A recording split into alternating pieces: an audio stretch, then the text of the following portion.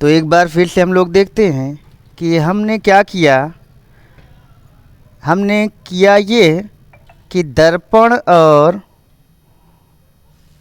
Lens के बीच में जल की एक बूंद रखी, और अगर ध्यान करें तो यहाँ पर क्या हो रहा है, हमने यह जो वस्तु पिन है ये वाली, ये इस वस्तु पिन को हमने क्या किया, इस तरह से एडजस्ट किया कि जो दर्पण और लेंस के बीच में द्रव है उनके बीचों बीच हमें एक प्रतिबिंब बनता हुआ प्रतीत होगा। और आप ध्यान से देखो तो क्या हो रहा है, इस वस्तु पिन के ऊपर, ये वस्तु पिन है, उसका प्रतिबिंब देखो हवा में बन रहा है। देखो ये अभी प्रतिबिंब गायब, अब प्रतिबिंब आ गया, प्रतिबिंब आ गया।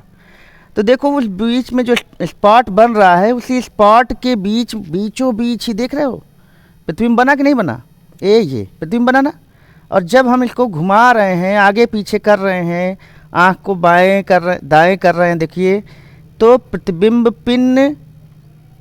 प्रतिबिंब के साथ साथ वस्तु पिन मूव कर रही है आँख को बाएं दाएं करने पर। देख रहे हैं ये पूरी तरह से देख रहे हैं, ये बाएं गया, ये गया दाएं, ठीक है ना, ये बाएं ये दाएं। तो इस तरह से जब वस्तु पिन और प्रतिबिंब पिन एक दूसरे के नोक पे आ जाएं और आँख को बाएं दाएं करने पर उन दोनों में बिखराव ना हो, अलगाव ना हो, तो हम कहते हैं लंबन को दूर कर लिया गया है, ठीक है ना। और जब वस्तु पिन और प्रतिबिंब के बीच में आँख को बाएं दाएं करने पर, एक आँख बंद करके ये काम आप करेंगे तभी ये क्लियर दिखेगा। जब वस्तु पिन और प्रतिबिंब पिन के नोक को आगे पीछे करने पर, बाएं दाएं आँख घुमाने पर, अगर बाएं दाएं आँख करने पर अगर ये पिनें एक दूसरे से अलग हो जाएं तो जान लीजिए आपकी रीडिंग सही नहीं आने वाली है, ठीक। तो हमने क्या देखा कि ये दर्पण है, दर्पण के ऊपर हमने क्या रखा, समतल दर्पण के ऊपर लेंस रखा, उत्तल लेंस है, उत्तल लेंस और दर्पण के बीच में एक बूंद पानी रखा। और पानी रखने के बाद ऐसे ही लेंस को हमने सेट किया। एक बार बिना पानी रखे हमने फोकस दूरी पिछली निकाल ली है जो 20 सेंटीमीटर आई है। अब हमने क्या किया, एक बूंद पानी रखा दर्पण और लेंस के बीच में और यही लंबन की स्थिति को प्राप्त कर लिया। अब हमको करना क्या है, ये लंबन की स्थिति हमने प्राप्त कर ली है। अब करना क्या है, अब हमको काम करना है। अब इसको हम हटा ऊपर कर लेते हैं। और अगर ध्यान से देखेंगे तो यहाँ पर भी देखिए दिख रहा है ना, ये देख रहे हैं, ये देखिए प्रतिबिंब पिन वस्तु पिन दिख रही है। अब हम काम क्या करेंगे, तो काम अब करना है कि यह जो दूरी है, ये वाली दूरी, अब इस पिन की दूरी यहाँ से नाप लेंगे। यानी कि जो सामूहिक दूरी है, यानी कि ये देखिए हमारे पास अब ये है समतल दर्पण से पिन तक की दूरी f, ठीक है। तो यह जो दूरी अब हमको मिलेगी वो इसका लगभग 1.5 गुना रहती है, ठीक है ना। यानी कि लगभग ये 30 सेंटीमीटर हमको मिलेगी। और ये आप हमेशा ध्यान रखना कि जो दूरी यहाँ पे आएगी, इन दोनों का जोड़ का जो आधा आएगा, इसका लगभग 1.5 गुना यहाँ पर आना चाहिए, चाहे जिस भी फोकल लेंथ का लेंस हो, ठीक है। अगर यहाँ 30 आएगा तो 30 का 1.5 गुना 45 आना चाहिए। यहाँ 40 अगर आता है तो 40 का 1.5 गुना यहाँ पर 60 आना चाहिए, ठीक।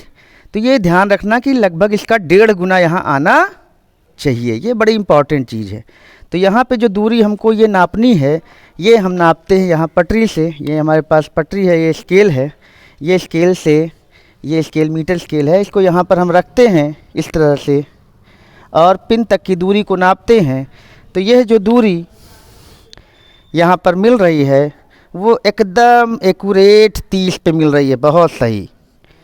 यह है 30 सेंटीमीटर पे, देखिए यहाँ हमने निशान लगा लिया है। और कितना आ रहा है ये 30 सेंटीमीटर, ठीक। तो 30 सेंटीमीटर पे ये हमारी दूरी मिल रही है। और यही 30 हमारी क्या हो गई, कैपिटल F हो गया। अब इस कैपिटल F की जगह क्या लिख देते हैं, 30। अब करना क्या है बच्चा, अब ये सारी चीज़ें हमको मिल गई, एक रीडिंग मिल गई, इसी तरह से और रीडिंग भी हम लोग निकाल लेंगे। तो अब हम लोग आते हैं पीछे इधर और देखते हैं कि किस तरह से ये कैलकुलेशन हम लोग करेंगे, ठीक है। तो कैलकुलेशन की तरफ बढ़ते हैं। कैलकुलेशन का पार्ट हम लोग करेंगे। तो कैलकुलेशन कैसे करेंगे देखते हैं। हमको यहाँ क्या मिल गया, हमको यहाँ मिल गया ये 30 ये 20। फार्मूला क्या है, A N G equal to क्या है 2 minus F G upon F 2 minus F G upon F. तो एफ जी कितना आ गया है 20 और ये कितना आ गया है 30। ठीक है, तो इसको काट देते हैं। कितना आ गया 2 माइनस 0.666 आ गया। तो 2 माइनस 0.666 करेंगे तो 10 में 6 गए 4, 9 में 6 गए 3, 9 में 6 गए 3, 1.334। तो ये हमारा अभीष्ट अपवर्तनांक हो गया किस चीज़ का, वाटर का। ठीक, तो बहुत इम्पॉर्टेंट तरीके से ये प्रैक्टिकल हम लोग करेंगे। तो अब देखो तुमको ट्रिक क्या बता रहे हैं हम, ट्रिक भी जानते रहो, ठीक है ना। ट्रिक क्या है कि जो भी फोकल लेंथ, अब यहाँ चूँकि 20 सेंटीमीटर का फोकल लेंथ लिया गया है तो यहाँ इन दोनों का जोड़ का जो आधा होगा वो 20 सेंटीमीटर ही आएगा।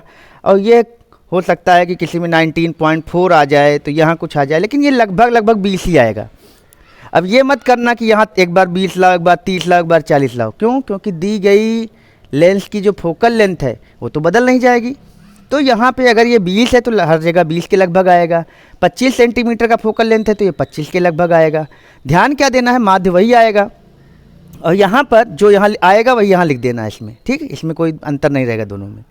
इसका लगभग 1.5 गुना, अगर मान लेते हैं 30 सेंटीमीटर का फोकल लेंथ का लेंस लिए हैं तो यहाँ 30 आएगा, लगभग 1.5 गुने पे हमें दूसरी स्थिति प्राप्त होगी 45 सेंटीमीटर पे। अगर यहाँ 40 है तो यहाँ 60 पे मिलेगी, यहाँ 50 है तो 50 का 1.5 गुना यहाँ 75 सेंटीमीटर मिलेगा। तो ये याद रखना कि जो भी फोकल लेंथ का लेंस लिए रहेंगे उसकी जो दूसरी स्थिति होगी, यानी कि जल डालने के बाद जो संयुक्त फोकस दूरी आएगी वो यहाँ की फोकस माध्य दूरी एफ जी का लगभग 1.5 गुना आएगा। और तब यह अपवर्तनांक हमारा जल का 1.33 के लगभग हमेशा प्राप्त होगा। ठीक है, तो एक्चुअल में ये होता है, ऐसा नहीं कि हमने जुगाड़ बता दिया ये हो गया। ये चीज़ें तभी सेट होंगी जब वहाँ पर सही से चलेगा। तो इन सारे प्रैक्टिकल को हम लोगों ने बढ़िया से देख लिया और ये प्रैक्टिकल हम लोग कर रहे हैं अपने दिनेश बाबू की के सहयोग से MGS इंटर कॉलेज सुल्तानपुर में। और ये हमारी भौतिक विज्ञान की प्रयोगशाला है। शाम के 4 बज रहे हैं और इस समय यह वीडियो पूरा शूट हो रहा है। तो आप लोग को अगर ये वीडियो अच्छा लगता है तो इसको लाइक शेयर सब्सक्राइब ज़रूर करिए। और आपको इसी तरह के प्रैक्टिकल सारे मिलते रहेंगे हर तरह से, जब भी आप चाहेंगे। तो बोर्ड के लिए ये प्रैक्टिकल बहुत इम्पॉर्टेंट है, इसको ध्यान से कर लीजिए। आज के लिए इतना ही बच्चों। इसी तरह की और रीडिंग दूसरे तीसरे में आ जाएगी आपकी, लेकिन ध्यान रखना कि एक लेंस की 2 फोकल लेंथ हमें नहीं निकालनी है। अगर 20 का है तो शुरुआत में 20 आएगी, यहाँ पर इस जगह पे 20 आएगा। 25 है तो 25 आएगा, यानी एफ जी नहीं बदलेगा, तो एफ जी लगभग एक ही आएगा। ये ध्यान रखना है। पूरे प्रैक्टिकल को हम लोगों ने यहाँ से देख लिया। एक बार देखना क्या है, ये प्रयोग संख्या 4 हमारी है। ठीक है, पूरा हमने एक बार देख लिया। और यहाँ पर थोड़ा सा ध्यान देंगे तो हम इसको पूरा एक बार कलेक्ट कर दे रहे हैं। ठीक है, तो ये आप देख लो एक बार पूरा कि क्या क्या इसमें है। ठीक है, ये है, कोई लिखना चाहेगा तो लिख लेगा। आवश्यक उपकरण सिद्धांत, और ये चित्र बाएं पेज पे बनेगा। ये चीज़ें हमको दिख रही हैं। ठीक,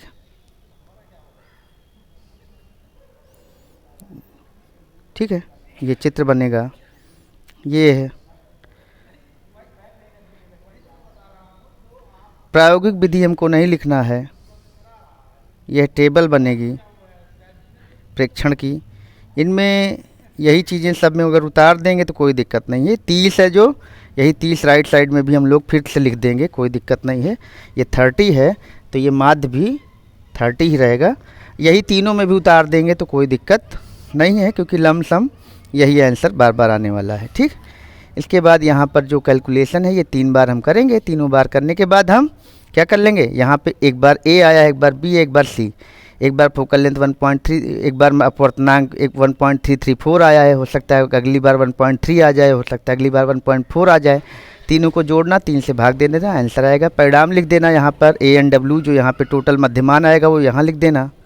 और प्रमाणिक मान जो होता है वो 1.33 होता है, उससे जितना अंतर आएगा, प्रमाणिक मान 1.33, प्रायोगिक मान जो यहाँ से आया हुआ है एवरेज वो यहाँ लिखकर और प्रमाणिक मान 1.33 रखकर यहाँ पर प्रतिशत त्रुटि को हमें निकाल लेना है। ठीक, सावधानियाँ लिख लेंगे। यह पूरा प्रैक्टिकल इस तरह से कंप्लीट होता है। ठीक है, तो आज के लिए इतना ही, मिलते हैं अगले लेक्चर में। Best of luck.